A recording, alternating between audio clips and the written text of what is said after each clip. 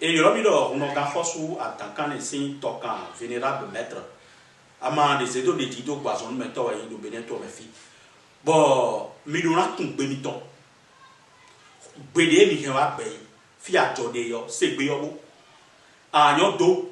wa se ovogbe abo se fonbe bo do fi mi ton le kun kana se fonbe o fi mi le ton le kun asa no gbe mi ton o nte me to le wa nwe don me do mi me ino fi mi ton bo do to gudo le yo mi wa bo atu mi ton wa plon gbe tuwe gbe de ti anon do wa plon ajanu enwe ya dasa nu enwe ya no nu enwe ya to me ajode yo segbe ton to se to de vo megbe ajivi bi to de vo me anon pa ya pe ya be do anon do jasi to to me asi to to bo pe ka no to me bo subo kaka bo ai to de vo me asi to to me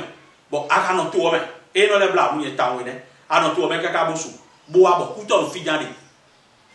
afoyon lo ai to gudo fi de pon a